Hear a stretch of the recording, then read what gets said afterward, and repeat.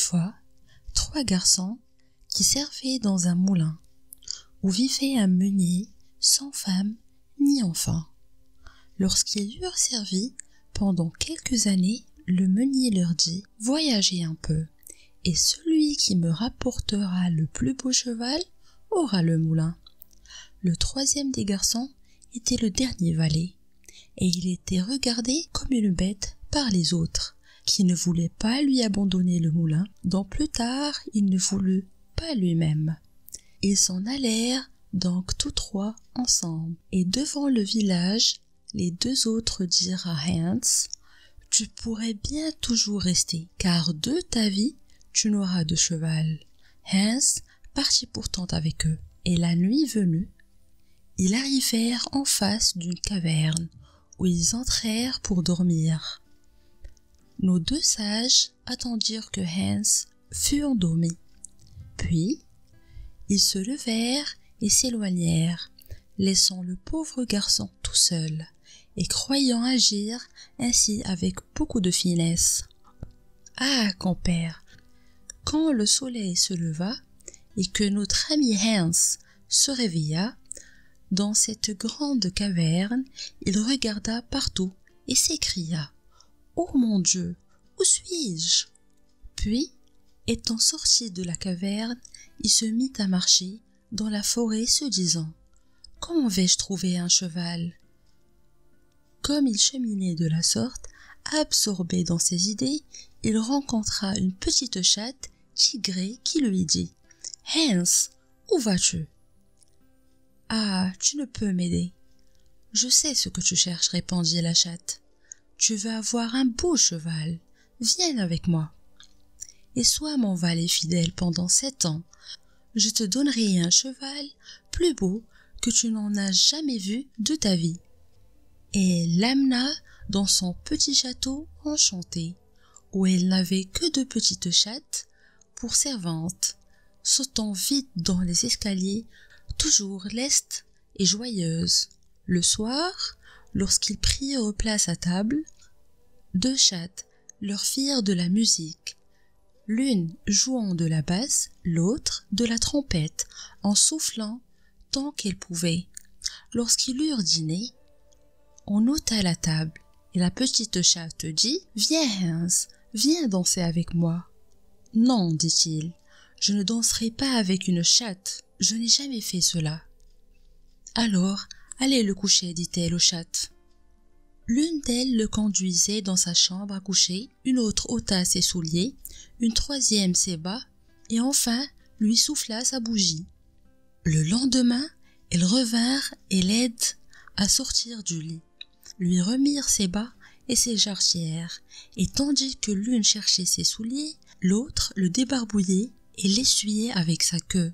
« C'est bien doux, murmurait Hans. » Mais il lui fallut aussi servir les chattes tous les jours. Il coupait le bois avec une hache d'argent, les coins et la scie étaient en argent et le maillet en cuivre. Il travaillait donc ainsi et restait à la maison, menant une bonne vie et ne voyant que la chatte et ses domestiques. Une fois, elle lui dit « Va couper l'herbe de ma prairie et fais-la sécher. » Elle lui donna une faux d'argent et une pierre à aiguiser en or, en lui recommandant de rendre le tout avec soin. Hans fit ce qu'elle lui avait prescrit. Son travail fini, il rapporta au logis la faux, la pierre et l'herbe, et demanda à la chatte si elle ne voulait pas lui accorder sa récompense. « Non, dit-elle, tu vas me faire encore une chose auparavant. Voici du bois en argent pour bâtir, une hache, une équerre en argent et tout ce dont tu as besoin pour construire une petite maison. » Hans bâtit la maison et dit que maintenant il avait tout fait et que jusqu'à présent il n'avait pas encore de cheval. Les 7 années s'étaient écoulées comme 7 mois. La chatte lui demanda s'il voulait voir les chevaux. « Oui, dit Hans. » Elle ouvrit la porte de la maison, et quand celle-ci tourna sur le seuil, elle laissa voir 12 chevaux si fiers, aux poils si luisants qu'on se sentait l'âme réjouie rien qu'à les regarder. La chatte lui offrit à boire et à manger et dit « Retourne chez toi.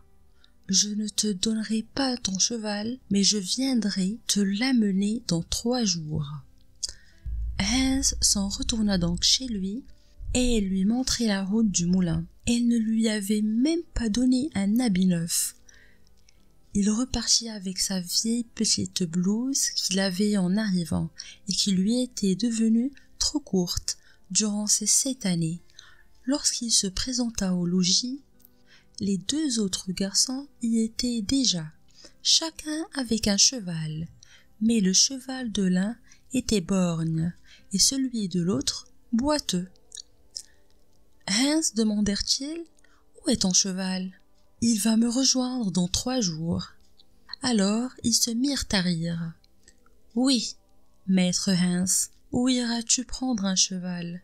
Ce sera quelque chose de beau. » Le pauvre Hans entra dans la chambre, mais le meunier lui dit qu'il est trop déguigné et qu'on aurait honte de lui s'il venait quelqu'un. Il dut manger dehors, et le soir, quand ce fut l'heure de se coucher, les 2 autres ne voulurent pas lui donner de lit, et il se retira enfin dans la crèche des oies avec un peu de paille.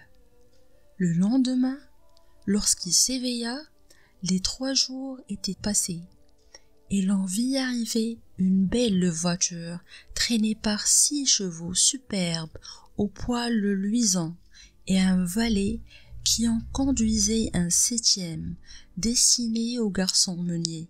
Une belle princesse sortit de la voiture et entra au moulin, et cette princesse était la petite chatte que Hans avait servie 7 années durant.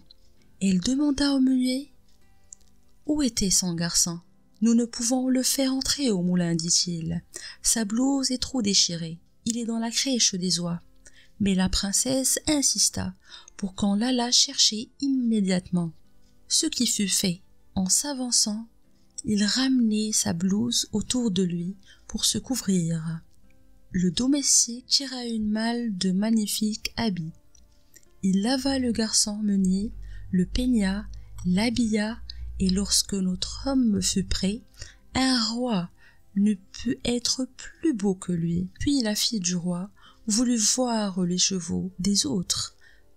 Puis la fille du roi voulut voir les chevaux des autres, l'un aveugle et l'autre borgne, et elle envoya chercher le 7e cheval par son valet. Dès que le meunier l'eut aperçu, il s'écria que jamais pareil cheval n'avait paru dans sa cour.